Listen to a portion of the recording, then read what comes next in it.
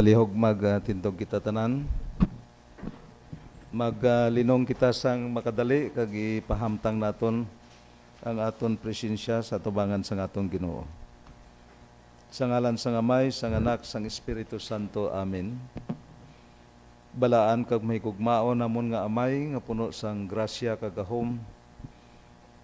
Dako gid ang amon kalipay kag sa subong nga tinion nagadayaw, nagahimaya kag nagapasalamat kami sa imo. Sa tanan nga mga grasya kag bugay nga imo ginhatag sa amon. Salamat sa grasya sang kinabuhi. Salamat man sa maayo namon nga mga panglawas. Salamat man sa maayo nga kahimtangan sang tagsa namon ka pamilya. Kag labaw sa tanan, salamat sa pagtipon nimo karon sa amon regular session.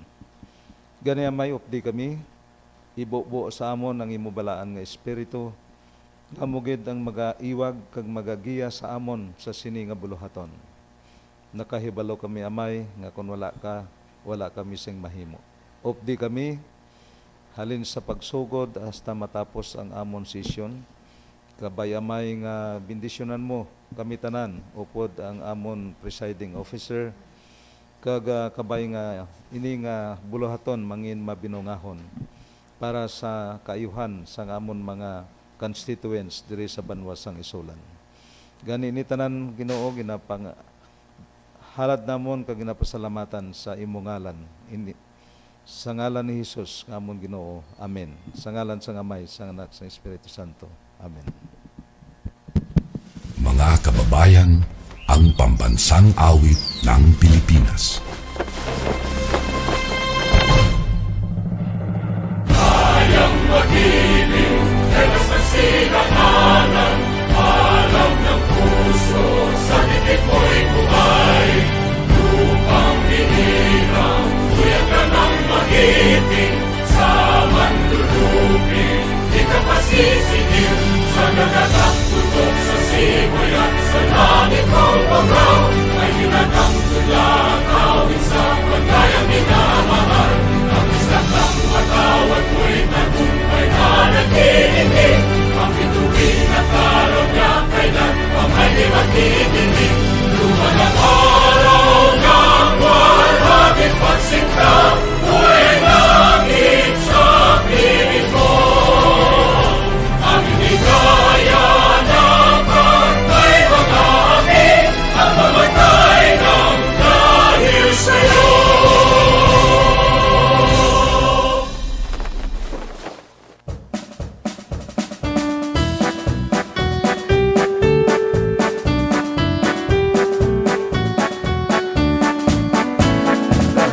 Mga Pilipino, tubo sa Sultan Kudarat, nagkaisa at nagkabuklod, iwan niya'y tinaguyod. Nais naming ipabatid, kami lahat magkakapatid. Sa Sultan Kudarat naming mahal, ibig namin inaalay. Kami mga Pilipino, tungo sa Sultan Kudarat, nagkaisa at nagkabuklod, iwan niya'y tinaguyod. Nais naming ipabatid, kami lahat magkakapatid. Sa Sultan Kudarat naming mahal, ibig namin inaalay. Isig pag-isahin sa lahat ng binhiin, ang lakas pag-ibayuhin, disiplina ay mairali.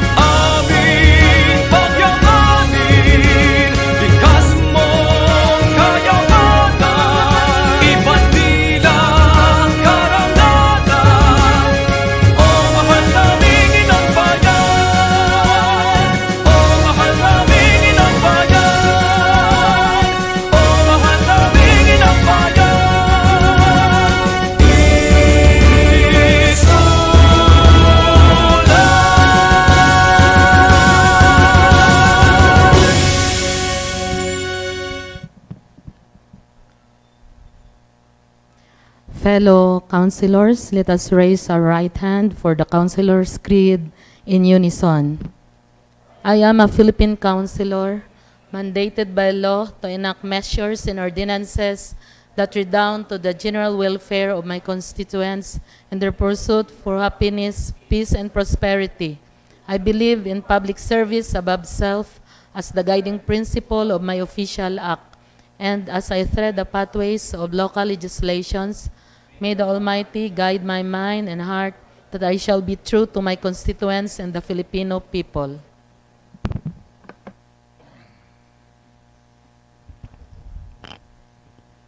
Okay, so once again, good morning.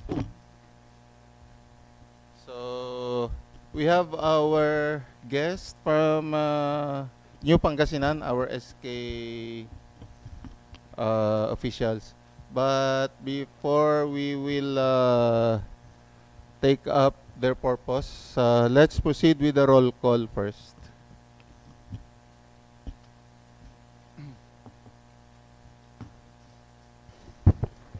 So, good morning, everyone.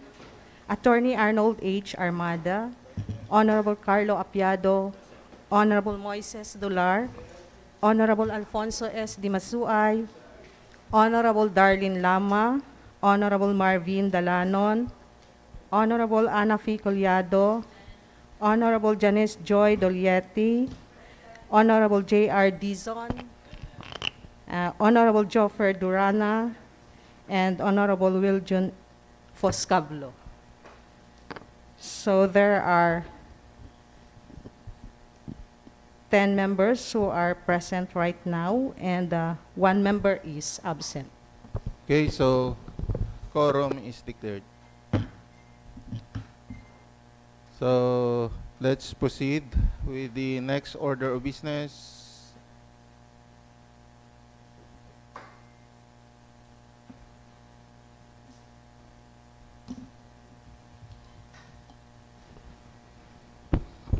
So we are now on the approval of the minutes of the previous session. So you will be reading and considering the minutes dated April 27, 2026. Okay, so let's go over our minutes dated April 27, 2026.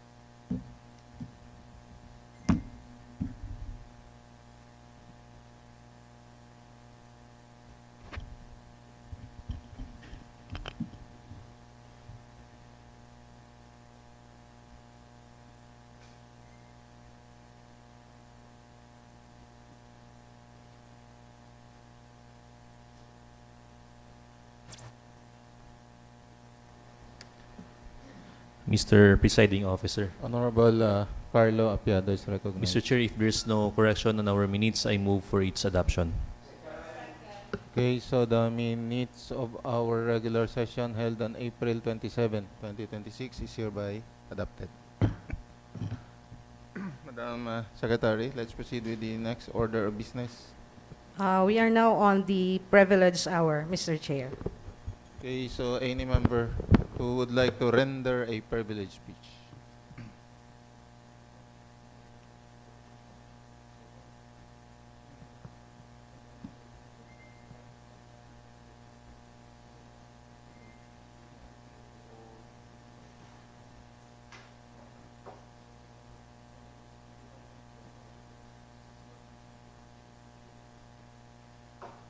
Okay, so Honorable Carlo Apiado, dahil lang, ako lang maano doon.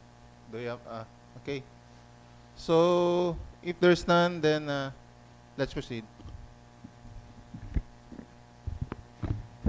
So we are now on the items under first reading. First item is a letter received from the Office of the Mayor addressed to the OIC Vice Mayor through SB Chairman on Agriculture and Secretary to the SB requesting for the passing of an ordinance implementing the LGU ISULAN Farm to Market Road Network Plan 2025 to 2030. Okay, so refer this matter to the Committee on Agriculture.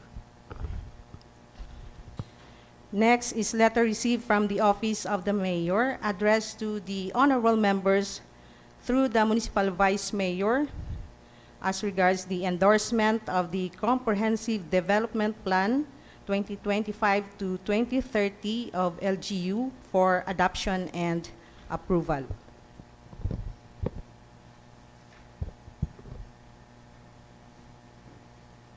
Do we have the plan? Yes, we have the copy, Mr. Chair. Saka booklet, galing na, no? Sige, refer this to the Committee on Zoning. So item number 3 is letter received from the Office of the Mayor addressed to the OIC Vice Mayor through the Secretary to the SB for the enactment of local ordinance for the Safer Cities Initiative. Okay, refer this to the Committee on Peace and Order. Item number 4 is a memorandum from the Office of the Sangguniang Bayan from the Municipal Administrator requesting for a resolution allowing the Municipal Mayor to enter into a MOA with Pag-abot program of the DSWD. Number 4, no?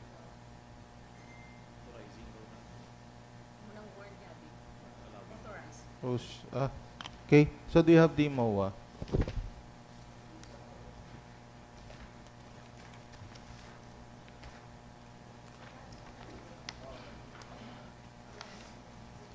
So we have the copy of the MOA, Mr. Chair. Okay, so refer this to the schedule this for second reading.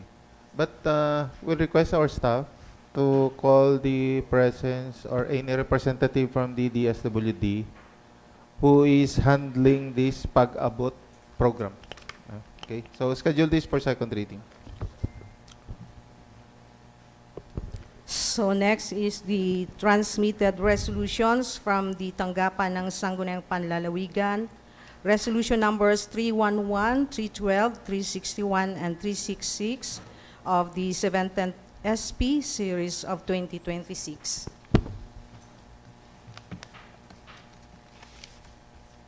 So all of these resolutions, Mr. Chair, are the review resolutions for our municipal ordinances declaring the resolution number 11 is declaring our municipal ordinance number 2025-347 as regards the creation and institutionalizing the Municipality of ISULAN People's Consultative and Advisory Council, valid and consistent with law. Okay, for our information and guidance.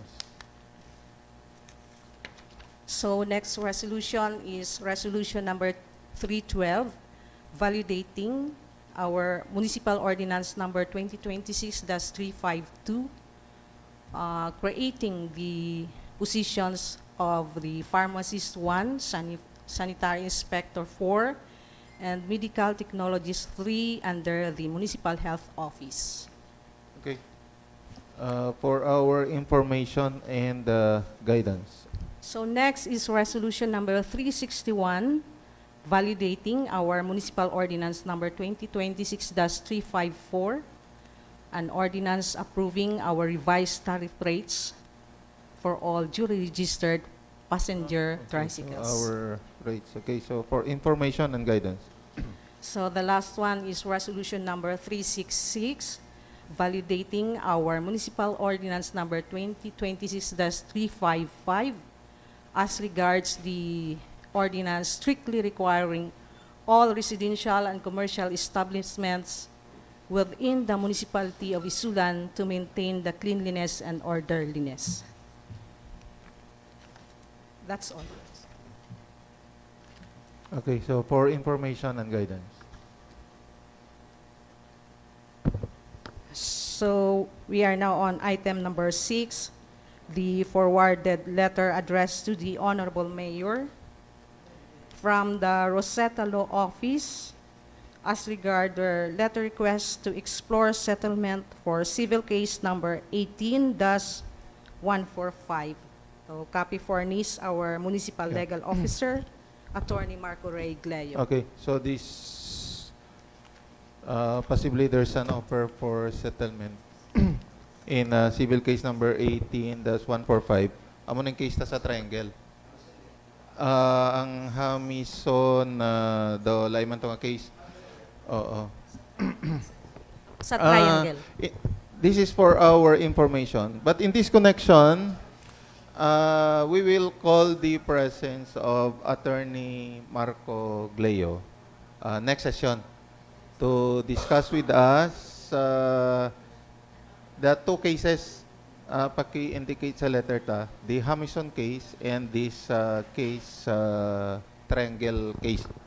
Tawagon ta na triangle case ni. Oo. Okay. So, we'll call the presence of Attorney Gleo next session. Okay. Noted, Mr. Chair. So we have already exhausted the items under first reading. We shall proceed now to the committee report. The one to report is the Chairman Committee on Finance. Okay, so the chairman, Honorable Carlo Apiado is recognized. Thank you, Mr. Chair. The subject of the report is the committee report of the Committee on Finance, Budget Appropriations and Ways and Means. Committee report number 2026-08. Pursuant to the referred barangay budgets of this committee, the same were forwarded to the Office of the Municipal Budget Officer for preliminary review on April 16 and 23 and April 28, 2026. This office received copies of the preliminary reviews of these budgets from the Office of the Municipal Budget Officer addressed to the honorable members of the Sangguniang through this representation, chairperson of this committee. Subsequently, the committee conducted a committee hearing held on April 29, 2026 at 2:30 p.m. in the office of the Sangguniang Bayan, attended by the barangay officials and SK officials, the municipal budget officer, and the members comprising this committee. Items, we have number 1, fiscal year 2025, supplemental budget number 1 of Barangay Tayugo. Number 2, fiscal year 2026, supplemental budget number 1 of Sangguniang Kabataan o Barangay Kudanding. Number 3, fiscal year 2026 annual budget of Sangguniang Kabataan o Barangay Bambad. And number 4, fiscal year 2026 annual budget of Sangguniang Kabataan o Barangay Dilutilla. Findings and discussions. As per preliminary review, the following budgets revealed substantial compliance with Republic Act 7160 and its implementing rules and regulations subject to the following conditions herein, which were adopted and concurred by this committee as follows. Item number 1, as regard fiscal year 2025 supplemental budget number 1 of Barangay Tayugo involving a total appropriation of 1 million pesos enacted by Resolution number 25 dated April 13, 2026.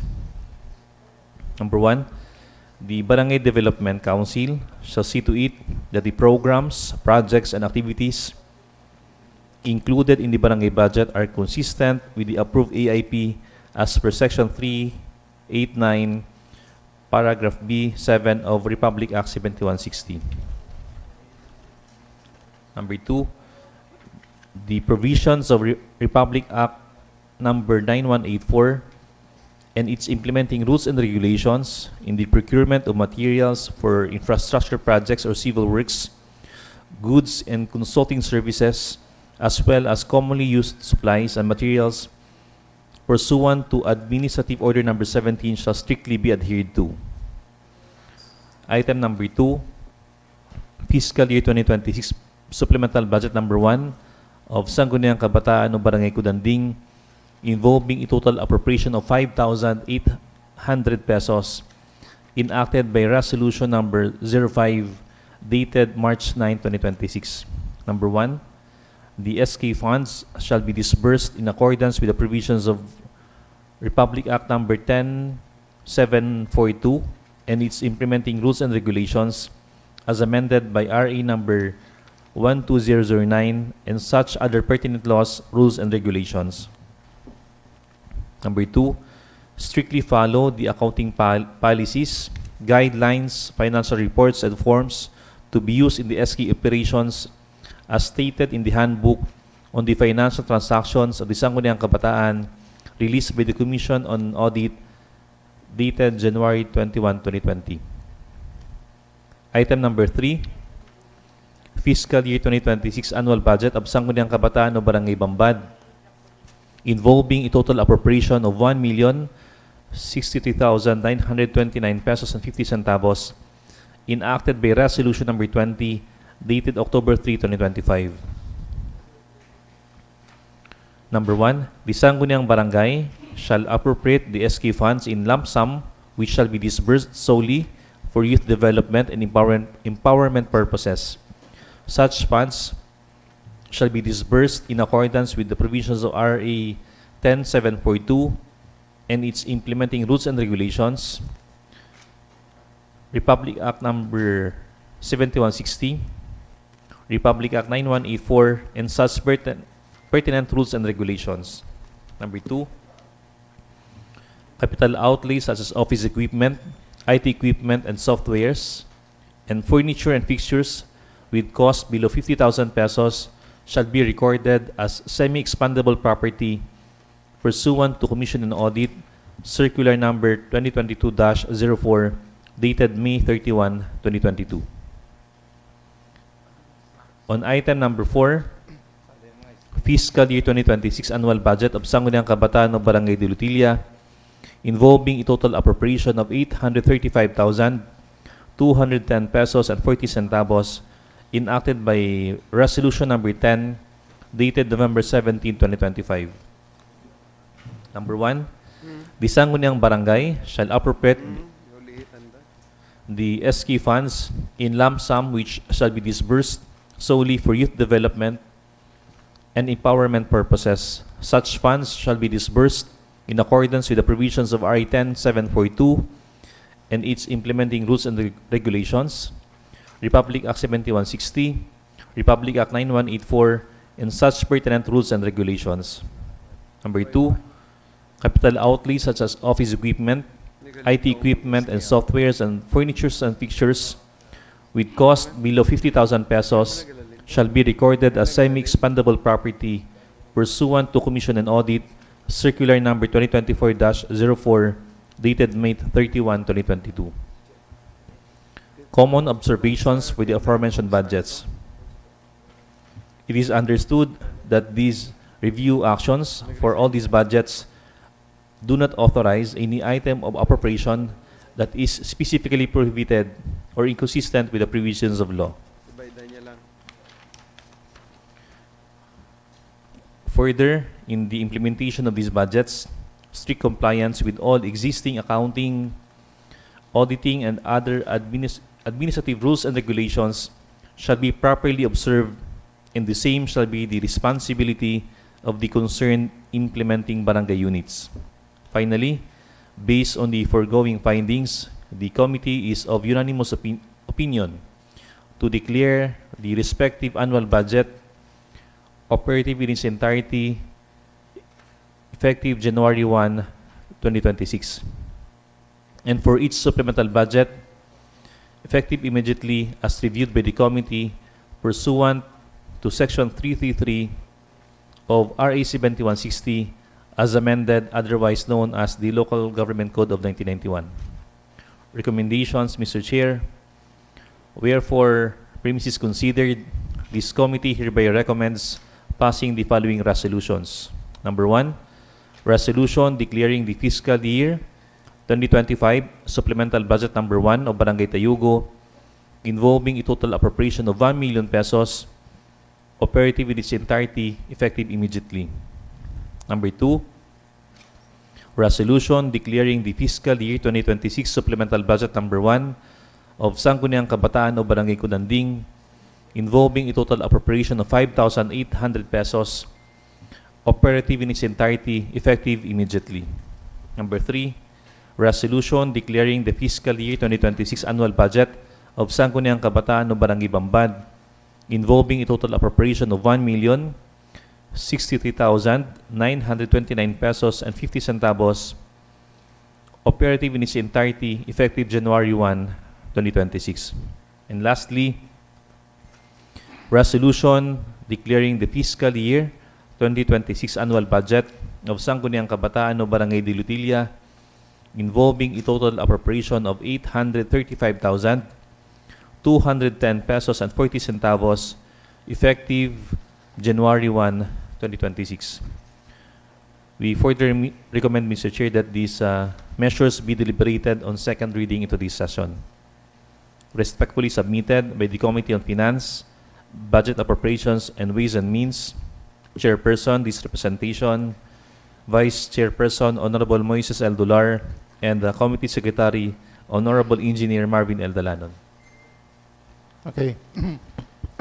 For that, we recognize the presence of Honorable Will John Pascablo, our SKMF President. Okay, let's take up item 1 is the supplemental budget of Barangay Tayugo. Yes, Mr. Chair. So, 1 million. This could be our Aid to Barangay, Mr. aid to Chair. barangay for the year 2025. 25 last year. Yes, Okay, sir. so buong nyo lang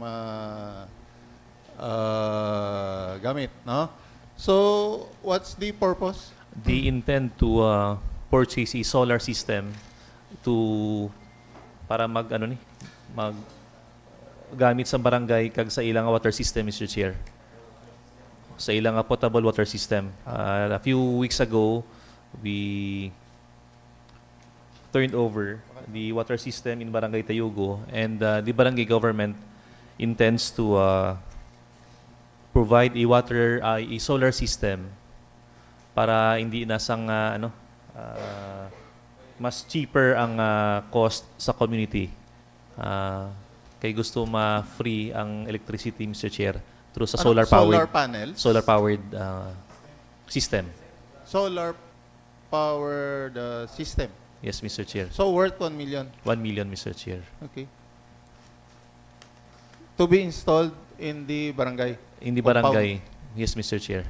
And the main purpose para ma-energize atong ang water system nga gin-turn over sang LGU sa barangay government, Mr. Chair.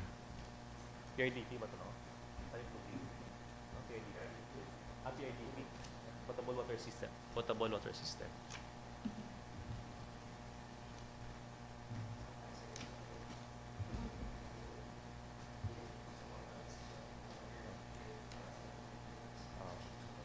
Sige, we'll see. that will undergo the usual Procurement process. procurement process. Okay? And the 5,800, Mr. Chair, sa kudanding nga SK budget, supplemental, ila ini nga share sa RPT. Dali lang. So, okay na to. Let's proceed to item 2. Yes, Mr. Chair. Okay. So, item 2 is the, Supplemental budget number 1 of SK kudanding, so, 5,000 amounting to pesos. 5,800. Okay. So, ano ni siya? Share nila sa RPT, ang 10% sa SK nila. fund. 10%. And they intend to utilize this for their summer activity. Summer activities. Okay. Anong activities nila? It's a sports clinic, Mr. Chair. Okay. Sige. So, item 3. This is the barangay budget, annual budget of Sangguniang Kabataan o Barangay Bambad. It is their regular budget, Mr. Chair. Okay. So, when did they submit their budget? Before March 31. Then they have to comply some requirements and documents sa budget office. Amo na to nadugayan sila sa pag-forward sa aton because they have to comply some forms from the budget office. Their process is that before they submit their final budget sa Sangguniang Bayan, ginapa-review nila kay budget officer. Is it not, Honorable Will John?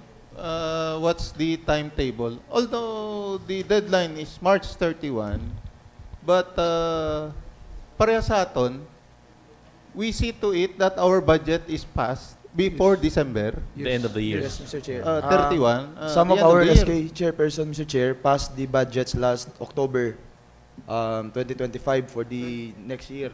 This Barangay Bambad. Last year. No, some of the SK council, but Okay. this one, Mr. Chair, late na sila nagpasa. This year na sila nagpasa. No. Okay. Our SK chairman, were they informed, they were briefed, they were subject to seminars that they should submit their budget before December 31? Yes, Mr. Chair. Before the end of the year? They are well informed na dapat last year pa ang submission ng budgets. Dati man, practice gina, Mr. Chair, but may mga SK man yapon nga na late, this year lang yapon nakapasa. But sa part man sa Lido and sa part man namon, we are time to time gina-update man namon sang budget nga ipasa dapat October 2025. October 2025. Yes, for the next year nga budget, Mr. Chair. That's right. Sige. Mis- Honorable Pons Dimasway, Mr. you're Chair. raising an issue. Yes. Good morning. This is again about SK o Barangay Bambad annual budget. It was enacted October 3, 2025. Oh, yes. Yeah, based on that report kanina. Based on the report, Yes, October 3 pa, 2025. Na-enact. Why only now ito na take up? when was it submitted to the Sangguniang Bayan? We received their April 16, 23, and 28, Mr. Chair. April 16? According during Was there an inquiry to them? Yes. Why is it It's that too late. they approved the budget October? October 3. They only submitted April? Oo. during Nag- the review process, Mr. Chair, according to the budget officer, nagabalik-balik ang ilang budget sa budget office because they have to comply with certain standard forms ang gina-set sa Department of Budget and Management. So, Hindi, amo ni. Ang ano bang right process, Honorable Poscablo? They should submit their budget sa SB. Yes, Mr. Chair, but we Kung are... may mga i-correct, meaning i-correct siya. Yes, Correct Pero at least na-submit niya na before the end of the year. Yes, Mr. Chair.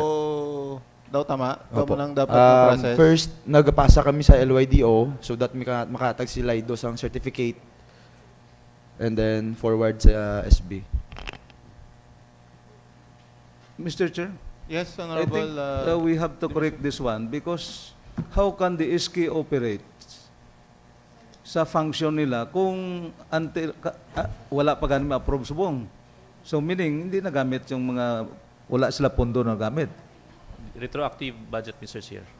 Retroactive, but paano nila magamit sa mga activities nila from January until now? Tapalan nila. The disadvantage kung wala sila sa approved budget, Yes. atong mga statutory obligation na magamit nila, but they cannot have these programs and projects under sa ilang Yan nga, barangay. paralyzed sila. Oh. So we have to check this one. Nga dapat, kung pag-submit nila nga may kulang nga requirements, dapat i-inform sila immediately to comply. Nag-drag siya from October 3, November, December, January, Can we February, call March, their April. presence, Honorable Apiado, 6 months. para mabalanta kung anong mga nagkalatabo sa ila? Yes, Mr. Chair. Oo. Ang- Including, kapag i-scroll up, Barangay de Lotilla SK, scroll down, ining number 4, Barangay de Lotilla. Kabataan, no? Involving total appropriation of, okay. The same. Sa committee report, anong date niya na pasaya resolution? Sa local finance. Dito may date to gyapon. Oo. October gyapon. Na-receive natin, Mr. Chair, ang budget April 16, 23, and 28. Pero ang iya resolution is dated Ang ilang resolution last year pa. October 3, October 3. 2025. So, meaning, wala problema diri sa aton. Ang submission nila Pag-forward nila was sa too aton late. dito. Late na nila gisubmit. So we have to inquire from them ano ang naging process nila. Pag-approve nila October, din nila gindala. Gani. Yung delay nila pasa. Tapos, kung may gimpasahan man sila, Din nila gipasa. but silingon, ang gipasahan nila, dito na delay. Okay, October na-approve na siya. Oo. Oo. Mr. Chair, we can yes. also inquire sa aton Lido kung ano nga date sila nagpasa man dito. Okay. So, we will call the presence of SK, Council of Codanding, and Dilotilla. Next session. And the LIDO officer. And the Lido. Lido. Okay.